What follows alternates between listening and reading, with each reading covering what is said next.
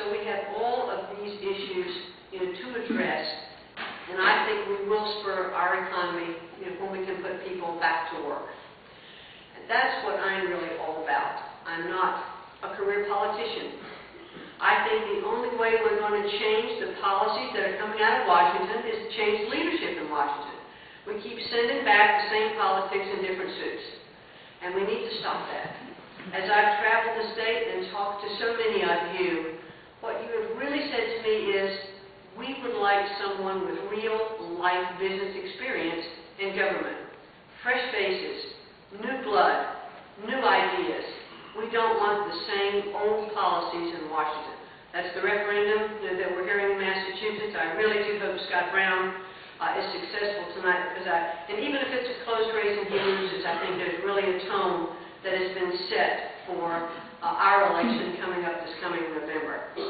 So I am about change. I am about conservative fiscal principles of smaller government, less taxes, and I think that's how we stimulate this economy and get it going. I want to be the nominee for our party to face the Democratic nominee next November. I think I'm the best qualified person in this race to represent economic growth and to address the issues that we have, I think, that are facing us today. I've created jobs. I know how to do that. And I'm, an outsider who would go to Washington with an independent voice.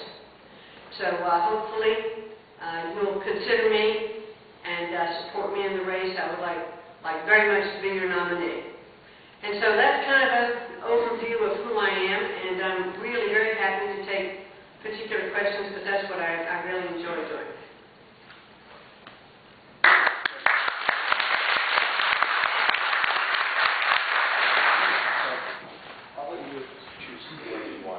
I'm just waiting for a hand. Thank you for an illuminating set of comments. You didn't mention foreign policy, the military, or what your approach would be to directing the enormous cost we're facing today in those areas.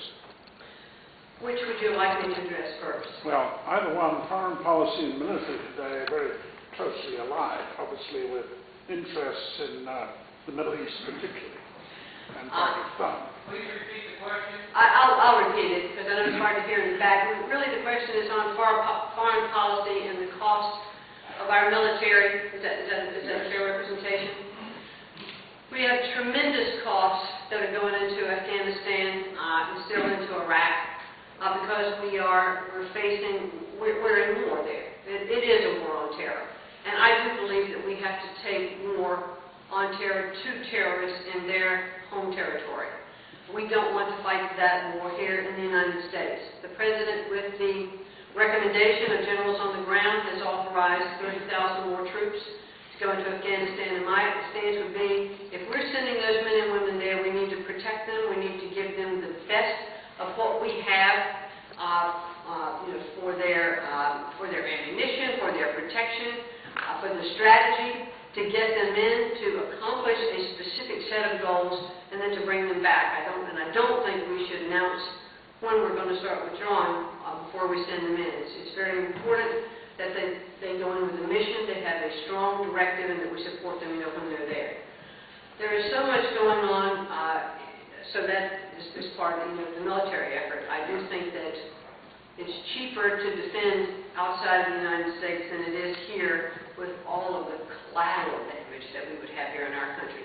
I think we have to be very vigilant in protecting what is coming into this country.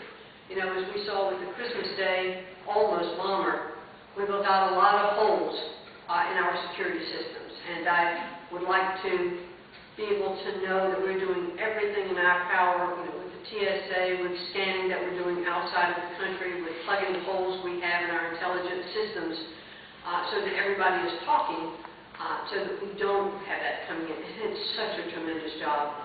I mean, for all the ports that we have here, the airports that we have, and land, air, and sea for people coming in, it is so difficult.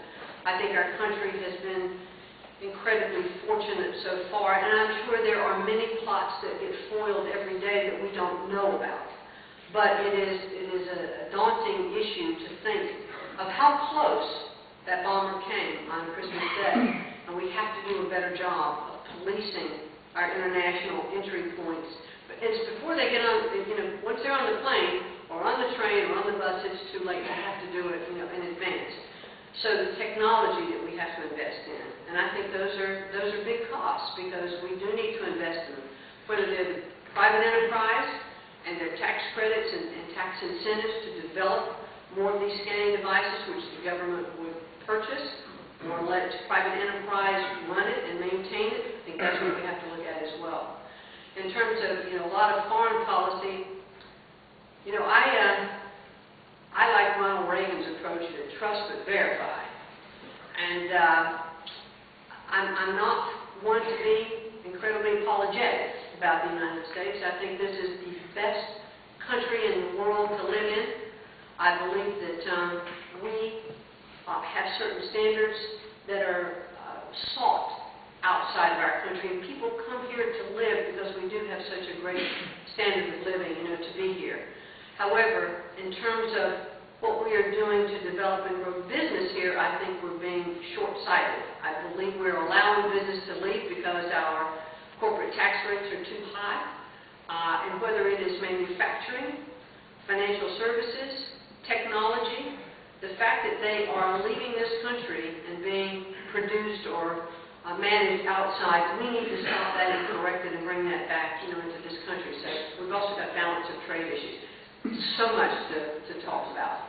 And I'm not an expert, and by any means, but I know the big, broad issues that we're going to have to look at and talk about in the Senate and decide on. I agree with you about this country being the greatest country on this space of this God-given earth.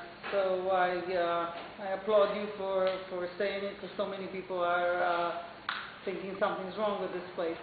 While a lot of people have this utopian idea that we can source energy from wind and solar, what do you think about drilling offshore, about nuclear energy, and about natural gas as a local energy source?